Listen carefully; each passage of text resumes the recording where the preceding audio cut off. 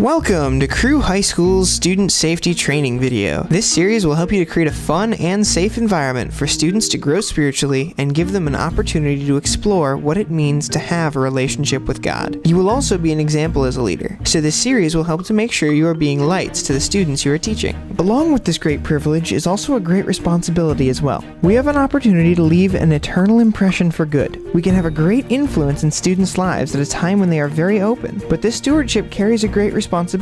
Here in Crew High School, we are committed to love, protect, and nurture students. For the purposes of this presentation, we are defining students as middle school and high school students we minister to, whether minors or 18 and older. Why do we have these policies? They reflect our desire to honor God, protect and nurture students, and to protect and inform our leaders. They reflect biblical guidelines of living above reproach, complying with legal authority, and they adhere to common practices in Christian youth ministry. Our three principles of safety are isolation, accountability, and power and control. With regards to isolation, we want to greatly limit or eliminate time when adult leaders are alone with students, especially in private places. With regards to accountability, we want to ensure appropriate and mutual accountability for adults working with students. And with power and control, we seek to eliminate situations where adults or older students have inappropriate power and control over younger students. Remember that decreased isolation equals decreased risk. To help decrease the level of isolation when an adult or older student is with a student, remember the length of time you spend with a student, the location where you meet, the physical arrangements when you meet, and the number of people present. And always remember to have frequent unplanned supervision to help keep yourself accountable. For our purposes, we will define adult as an 18-year-old or older, and if under 17, then a 3-year age difference in ages. So meaning if you have a 16-year-old teaching a 12-year-old, the 16-year-old will be considered the adult. To decrease risk through accountability, 2 non-related adults should supervise when possible, so not a husband and wife alone. You also need to be aware of Crew's practice of reporting unsafe or unwise actions to your other leaders. To help build healthy group dynamics, foster a climate of accountability and shared authority among the leaders, give and receive feedback on behavior, and balance the size, age, and physical strength of students so no one is at a great disadvantage. Always seek to interpret the following policies through the lenses of these principles: decreased isolation, increased accountability, and appropriate power and control.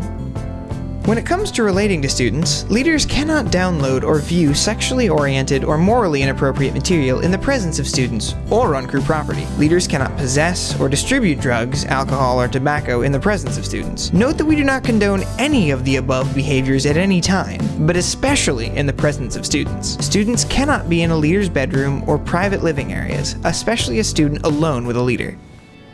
Leaders should conduct themselves well in front of students. Leaders must treat all students with respect and consideration.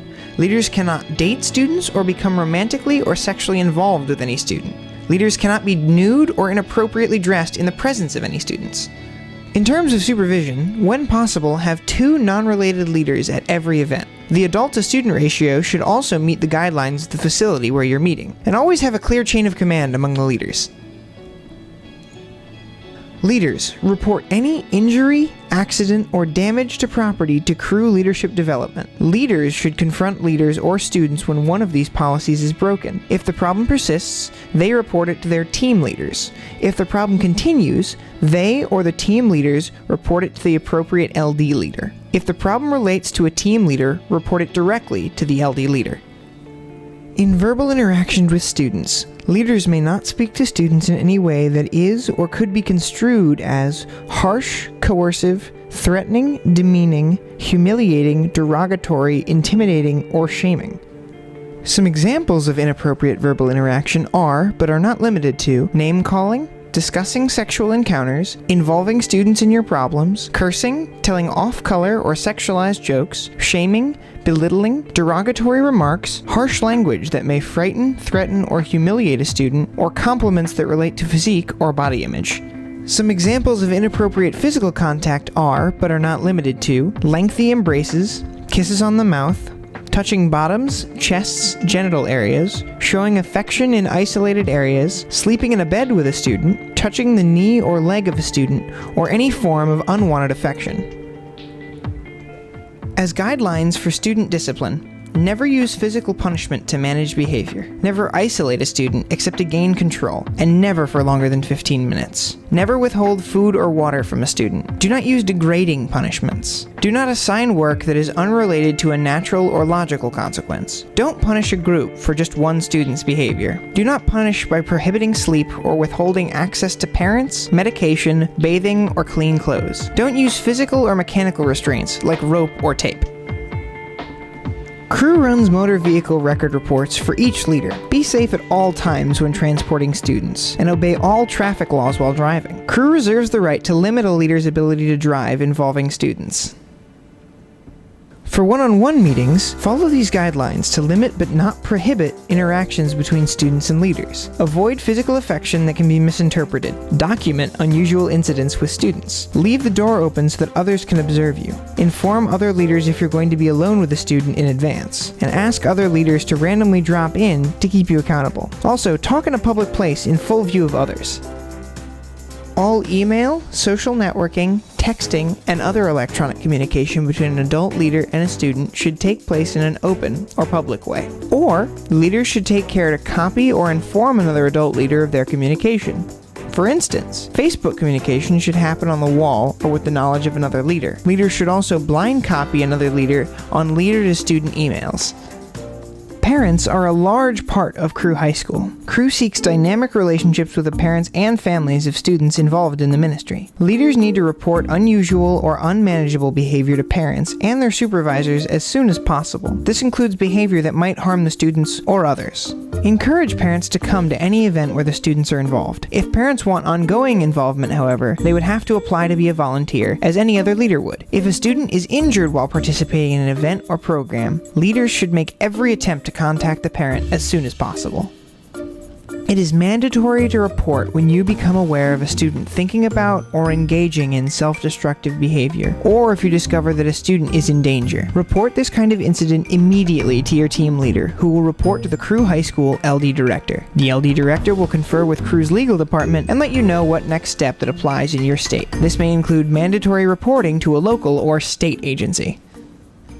To help to interpret these policies, let's go through a few examples together. True or false? You are camping with a group of students, and everyone decides to go skinny dipping at midnight. They beg you to come because they tell you it will be so much fun. You've known them for a long time, and you know that they've done this before, so it's okay if you go along with them. Response. As an adult leader, you may not go skinny dipping with a group of students. As an adult, being naked with students in any setting is not appropriate because of the potential for inappropriate action, thought, or perception. It is also not appropriate to allow students to do this. True or false? You come upon two students fighting after a meeting. You have to physically restrain one of them to get them to stop fighting, but it's okay because you have to stop the fight. Response. It is okay to restrain a student to prevent injury and stop the fight. However, the wise leader will restrain only as long as is absolutely necessary. Use of restraining items such as rope are not permitted. True or false? The meeting runs a little over. You know a student needs to get home by a certain time or she'll be grounded. You speed on the way home so she can get home in time, explaining how safe you're driving so students don't get the wrong idea. It's okay because the student is really growing and her parents may prohibit her from coming again if she's not home on time. Response. It is not okay to disobey traffic laws, even if the student will be late. Breaking the law is not okay, even if there's a good reason for it. True or false? You have a small group meeting at your home. The students are hanging out in your living room after the meeting, and one student wants to talk about something confidential. So you take him into your bedroom and close the door to respect the student's confidentiality. It's okay because you can tell the issue is a big deal to the student. Response. It is best for a leader to be alone with a student only in a public place. Another leader should know about the meeting and check in periodically.